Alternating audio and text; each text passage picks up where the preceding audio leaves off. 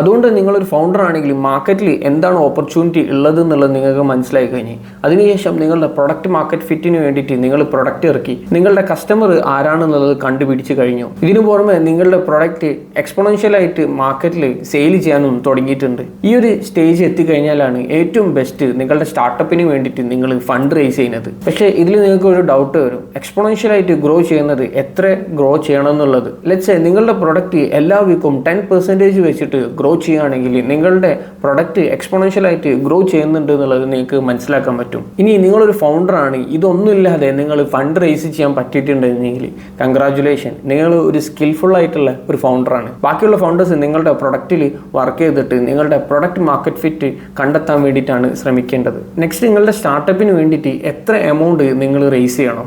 Ideally നിങ്ങളുടെ startup profitability എത്താൻ വേണ്ടിയിട്ട് എത്ര എമൗണ്ട് ആണ് റേസ് ചെയ്യേണ്ടത്, ഈ എമൗണ്ട് ആണ് ഫസ്റ്റ് റൗണ്ടിൽ തന്നെ റേസ് ചെയ്യാൻ വേണ്ടിയിട്ട് ശ്രമിക്കേണ്ടത്. അതുകൊണ്ട് ഒരു നെക്സ്റ്റ് റൗണ്ട് ഫണ്ടിങ് റേസ് ചെയ്യേണ്ട ആവശ്യം നിങ്ങളുടെ സ്റ്റാർട്ടപ്പിന് വേണ്ടിയിട്ട് വരില്ല. ഇങ്ങനെ നിങ്ങൾ ചെയ്തു കഴിഞ്ഞാൽ ഫ്യൂച്ചറിൽ നിങ്ങളുടെ സ്റ്റാർട്ടപ്പിന് വേണ്ടിയിട്ട് നിങ്ങൾക്ക് ഫണ്ട് റേസ് ചെയ്യാമെന്ന് പറഞ്ഞാൽ വളരെ എളുപ്പത്തിൽ ചെയ്യാൻ പറ്റുന്നതാണ്. അതല്ല ഇനി ഫ്യൂച്ചറിൽ ഫണ്ടിങ് റേസ് ചെയ്യൽ ബുദ്ധിമുട്ടുള്ള ഒരു കാര്യം വന്നു കഴിഞ്ഞാൽ നിങ്ങളുടെ സ്റ്റാർട്ടപ്പ് സസ്റ്റെയിൻ ചെയ്യാനും എളുപ്പമായിരിക്കും. ഒരു സോഫ്റ്റ്വെയർ റിലേറ്റഡ് സ്റ്റാർട്ടപ്പിനായിരിക്കും ഇത് പ്രത്യേകിച്ചിട്ട് ബാധകമാകാം.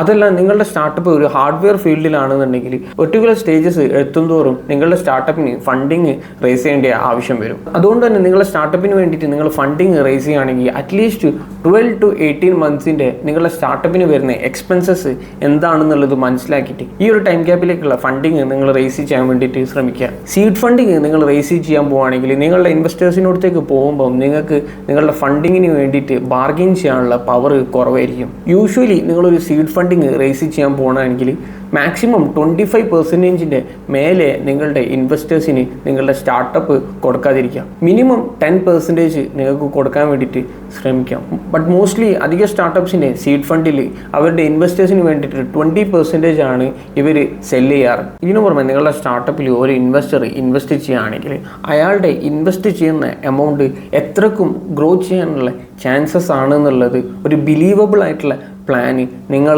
നിങ്ങളുടെ ഇൻവെസ്റ്ററിന് കൊടുത്തിരിക്കണം. ഇതിനു പുറമെ നിങ്ങളുടെ സ്റ്റാർട്ടപ്പ് ഫ്യൂച്ചറിൽ ഫണ്ടിങ് റേസ് ചെയ്തിട്ടില്ലെങ്കിലും അല്ലെങ്കിൽ നിങ്ങൾ എക്സ്പെക്റ്റ് ചെയ്യുന്നതിനെക്കാട്ടിയും കുറഞ്ഞുള്ള ഫണ്ട് റേസ് ചെയ്താലും നിങ്ങളുടെ സ്റ്റാർട്ടപ്പ് ക്ലോസ് ചെയ്യപ്പെടില്ല എന്നുള്ള ഒരു ബിലീഫും നിങ്ങളുടെ ഇൻവെസ്റ്ററിന് നിങ്ങൾ കൊടുത്തിരിക്കണം. ഇനി നിങ്ങളുടെ സ്റ്റാർട്ടപ്പിന് എത്ര ഫണ്ട് നിങ്ങൾ റേസ് ചെയ്യണം. സപ്പോസ് നിങ്ങളുടെ സ്റ്റാർട്ടപ്പിന് മന്ത്ലി 1 lakh എക്സ്പെൻസ് വരുന്നത്. എല്ലാ എക്സ്പെൻസും കൂടിയും കൂട്ടിയിട്ട് സാലറീസ്, ഇലക്ട്രിസിറ്റി ബില്ല്, ഇതിനു പുറമെ ഓഫീസ് എക്സ്പെൻസസ് ഒക്കെ കൂട്ടിയിട്ട് അങ്ങനെയാണെങ്കിൽ നിങ്ങൾ 12 മന്ത്സിലേക്ക് നിങ്ങളുടെ സ്റ്റാർട്ടപ്പ് നോക്കുകയാണെങ്കിൽ 12 lakhs നിങ്ങൾ റേസ് ചെയ്യണം. അതല്ല നിങ്ങൾ 18 മന്ത്സിലേക്കാണ് നോക്കുന്നതെങ്കിൽ നിങ്ങൾ 18 lakhs ആണ് റേസ് ചെയ്യേണ്ടത്. സ്റ്റാർട്ടപ്പ് 18 മന്ത്സിലേക്കാണ് ഫണ്ട് റേസ് ചെയ്യുന്നുണ്ടെങ്കിൽ 18 months ആണ് നിങ്ങളുടെ സ്റ്റാർട്ടപ്പിൻ്റെ റൺവേ. അഥവാ 18 months കഴിഞ്ഞാൽ നിങ്ങളുടെ സ്റ്റാർട്ടപ്പ് ഒന്നുകിൽ ഫണ്ട് റേസ് ചെയ്തിരിക്കണം, അല്ലെങ്കിൽ പ്രോഫിറ്റബിൾ ആയിരിക്കണം, അല്ലെങ്കിൽ നിങ്ങളുടെ സ്റ്റാർട്ടപ്പ് ക്ലോസ് ചെയ്യപ്പെടും.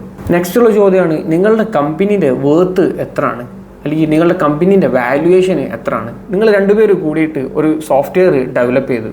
ഇതിനുശേഷം നിങ്ങളുടെ സോഫ്റ്റ്വെയറിലേക്ക് ഒരു 10,000 യൂസേഴ്സ് വന്നു കഴിഞ്ഞു. നെക്സ്റ്റ് സ്റ്റേജ് എന്നുള്ള രീതിയിൽ നിങ്ങളുടെ സ്റ്റാർട്ടപ്പിന് വേണ്ടിയിട്ട് നിങ്ങൾ ഫണ്ട് റേസ് ചെയ്യാൻ പോവാണ്. നിങ്ങളുടെ സ്റ്റാർട്ടപ്പിൻ്റെ വാല്യൂ എത്ര ആയിരിക്കും. Actually there is no particular formula to calculate the actual value of your startup. പക്ഷേ നിങ്ങൾ കണ്ടിട്ടുണ്ടാവും ചില ഇൻവെസ്റ്റേഴ്സ് ചില സ്റ്റാർട്ടപ്പിന് 20 million പറയുന്നതുണ്ടാവും, 5 million പറയുന്നുണ്ടാവും, അതല്ല 100 million പറയുന്നവരും ഉണ്ടാവും. ബേസിക്കലി ഇത് ഡിപ്പെൻഡ് ചെയ്തിരിക്കുക ആ ഇൻവെസ്റ്റ് ചെയ്യാൻ ഉദ്ദേശിക്കുന്ന ഇൻവെസ്റ്റർ ഈ സ്റ്റാർട്ടപ്പിൻ്റെ വാല്യൂ എത്രയാണ് കാണുന്നത് എന്നതിനെ ഡിപ്പെൻഡ് ചെയ്തിട്ടായിരിക്കും. സപ്പോസ് ഒരു ഇൻവെസ്റ്റർ 100 million വാല്യുവേഷനിൽ ഒരു സ്റ്റാർട്ടപ്പിൽ ഇൻവെസ്റ്റ് ചെയ്തു. എങ്ങനെയാണ് ഈ വാല്യുവേഷൻ ഈ സ്റ്റാർട്ടപ്പിന് കിട്ടുക? ഈ സ്റ്റാർട്ടപ്പിൻ്റെ ഫൗണ്ടർ ഈ ഇൻവെസ്റ്ററെ കൺവിൻസ് ചെയ്ത് ഈ സ്റ്റാർട്ടപ്പിൻ്റെ വാല്യുവേഷൻ 100 million ആണ് എന്നുള്ളത്. ഈ സ്റ്റാർട്ടപ്പ് ഫൗണ്ടർ ഈ ഇൻവെസ്റ്ററിനെ കൺവിൻസ് ചെയ്തതിനുകൊണ്ട് മാത്രമാണ് ഈ സ്റ്റാർട്ടപ്പിന് 100 million വാല്യുവേഷന് എത്തുക. ഈ സ്റ്റാർട്ടപ്പ് ഫൗണ്ടർ ഈ ഇൻവെസ്റ്ററിനെ കൺവിൻസ് ചെയ്യാൻ മാത്രം പോരാ, ഇതിനുള്ള ബാക്ക് എൻഡ് ഡാറ്റാസും ഈ ഇൻവെസ്റ്ററിന് കൊടുത്തു കഴിഞ്ഞാൽ മാത്രമേ ഇതിൻ്റെ വാല്യുവേഷന്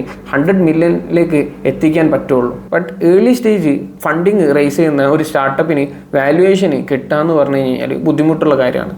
അതുകൊണ്ട് തന്നെ നിങ്ങളുടെ സെയിം ഫീൽഡിൽ ഒരു സ്റ്റാർട്ടപ്പിൻ്റെ വാല്യുവേഷന് ഏകദേശം എത്ര എന്നുള്ളത് നോക്കിയതിന് ശേഷം അതിന് അനുസരിച്ചിട്ട് നിങ്ങളുടെ സ്റ്റാർട്ടപ്പിന് വാല്യുവേഷന് കൊടുക്കാൻ വേണ്ടിയിട്ട് ശ്രമിക്കുക. നിങ്ങളുടെ സ്റ്റാർട്ടപ്പിന് നിങ്ങൾ വാല്യുവേഷൻ ചെയ്യുമ്പോൾ നിങ്ങൾക്ക് കംഫർട്ടബിൾ ആവുന്ന എമൗണ്ട് മാത്രമേ നിങ്ങൾ ഡൈല്യൂട്ട് ചെയ്യാൻ വേണ്ടിയിട്ട് ശ്രമിക്കാവൂ. ഇതിനു പുറമെ നിങ്ങളുടെ ഇൻവെസ്റ്റേഴ്സ് നിങ്ങളുടെ സ്റ്റാർട്ടപ്പിന് ഫണ്ടിങ് ചെയ്യുമ്പോൾ അവർക്ക് കംഫർട്ടബിൾ ആവുന്ന എമൗണ്ടിലുള്ള വാല്യുവേഷനെ നിങ്ങൾ വെക്കാവൂ. യൂഷ്വലി സീഡ് ഫണ്ടിൽ ഒരു സ്റ്റാർട്ടപ്പ് ഫണ്ട് റേസ് ചെയ്യുകയാണെങ്കിൽ $2 to 10 million ആണ് വാല്യുവേഷൻ വരാറ്. ബട്ട് സ്റ്റിൽ ഇത് എൻറ്റയർലി ഡിപ്പെൻഡ് ചെയ്തിരിക്കുക സ്റ്റാർട്ടപ്പ് ഫൗണ്ടർ എന്നുള്ള പേരിൽ നിങ്ങളിലും ഇതിനു പുറമെ നിങ്ങളുടെ ഇൻവെസ്റ്റർ നിങ്ങളുടെ സ്റ്റാർട്ടപ്പ് വാല്യൂ എത്രയാണ് അദ്ദേഹത്തിൻ്റെ കണ്ണിൽ കാണുന്നതിനും എന്നതിനെ ഡിപ്പെൻഡ് ചെയ്തിരിക്കും. നിങ്ങളുടെ സ്റ്റാർട്ടപ്പിന് വേണ്ടിയിട്ട് നിങ്ങൾ ഫണ്ടിങ് റേസ് ചെയ്യുമ്പോൾ ഈ കാര്യങ്ങളൊക്കെ നിങ്ങൾക്ക് ഹെൽപ്ഫുൾ ആവുമെന്ന് ഞാൻ വിചാരിക്കുന്നു. നെക്സ്റ്റ് വീഡിയോയിൽ സ്റ്റാർട്ടപ്പ് റിലേറ്റഡ് ഏത് ടോപ്പിക്കാണ് ഞാൻ എക്സ്പ്ലോർ ചെയ്യേണ്ടതെന്നുള്ളത് താഴെ നിങ്ങൾക്ക് കമൻറ്റ് ചെയ്ത് കഴിഞ്ഞാൽ ഞാൻ ചെയ്യാൻ വേണ്ടി ശ്രമിക്കാം.